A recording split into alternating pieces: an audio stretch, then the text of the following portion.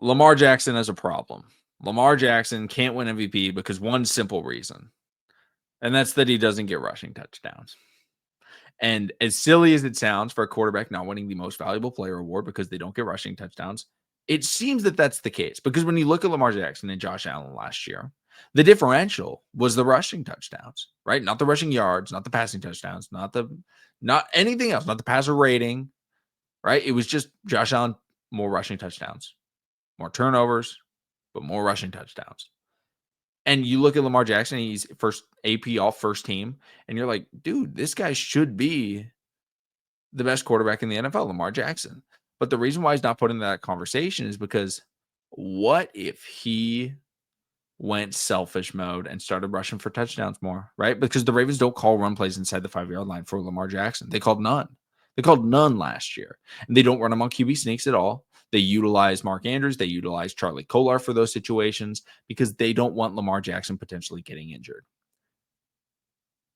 Right? This is a smart thing for the Ravens to do, but it's something that's holding him individually in fan in media narrative conversations. This is holding him back.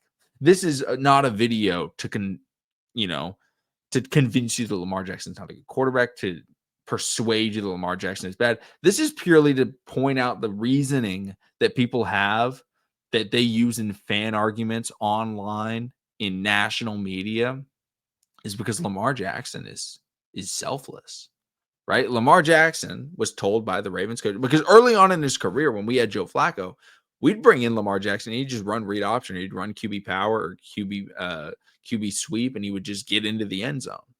And then when he became the franchise quarterback, the Ravens were like, "Hey, let's not risk him." And Lamar Jackson was fine with that.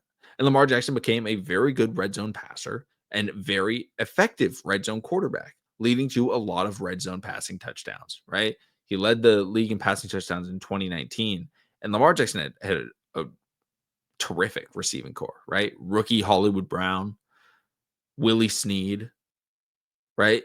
He went out there 36 passing touchdowns. Last year, much better receiving core, though, 40 passing touchdowns, or 41 passing touchdowns, mind you. And that was with the Ravens getting an absurd amount of plays inside of the 10 and 5-yard line. But that led to Derrick Henry touchdowns. And I'm here to tell you that the Ravens, Lamar Jackson, Derrick Henry, Mark Andrews, Rashad Bateman, Zay Flowers, whoever you ask, I don't think any of them are going to go out and say, man, I think we'd be better if we gave Lamar more run plays in the red zone or to goal to go situations. I don't think so.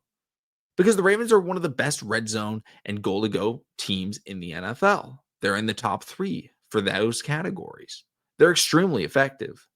But this narrative that Lamar Jackson doesn't rush for touchdowns is purely because that's not the way that the team is designed. That's not the way Lamar Jackson is designed, right? Whereas other teams like the Buffalo Bills, the Philadelphia Eagles, they allow their quarterbacks to rush for touchdowns. It's a big part of their red zone and goal to go offense. This isn't a bad thing for them. It's not a bad thing for the Ravens. It's just stylistically 2 different ways to play inside. Now, it does help that those other quarterbacks are much larger than Lamar Jackson. I know Jalen Hurts is not the tallest of quarterbacks, but he's built, right? He's a very strong, very durable, and has been doing that type of thing his entire career, even going back to early on his career at Alabama.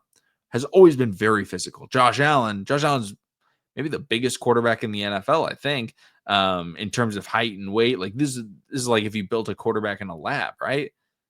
So for the Bills, it makes sense, right? James Cook's not the biggest of backs. Yeah, just throw Josh Allen over the pile, throw him in QB sneak, throw him in QB power. It's going to work. The Ravens don't do that. And this is kind of frustrating only in the sense that, hey, in these media, in these Twitter arguments, Lamar Jackson loses the rushing stat because he doesn't need rushing touchdowns. Because when you look at his career, 33 rushing touchdowns to Josh Allen 65, Lamar Jackson only had 4 last year. And they're scrambles. They're extremely long runs, right? Lamar Jackson's the most explosive quarterback to ever play.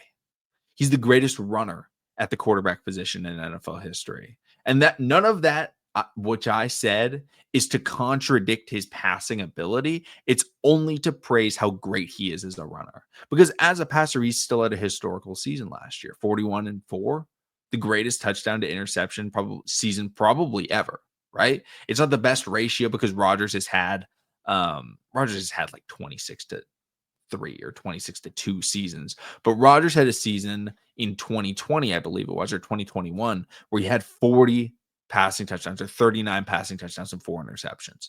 And people were like, I saw people on Twitter saying, like, that'll never happen again.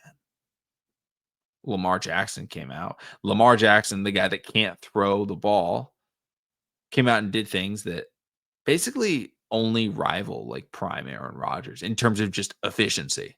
Aaron Rodgers, who a lot of people argue is the greatest thrower of the football the NFL has ever seen, the most talented quarterback to ever play. It's a tough debate, but he's in that conversation for sure. That's how good he is at throwing the football. Lamar Jackson rivals that. Lamar Jackson is a terrific quarterback.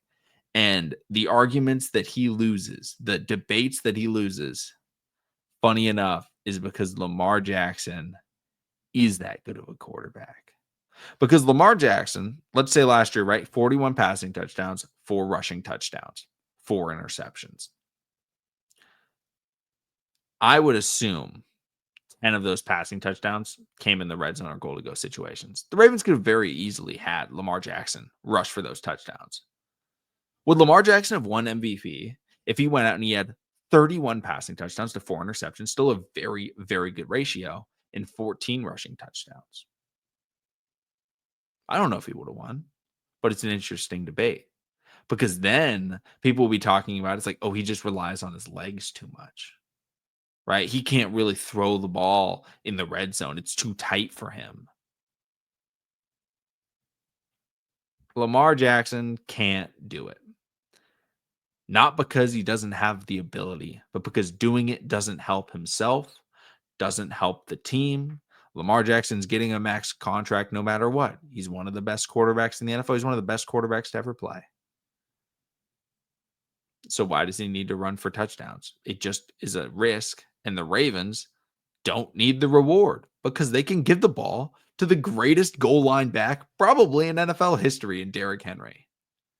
That's my take.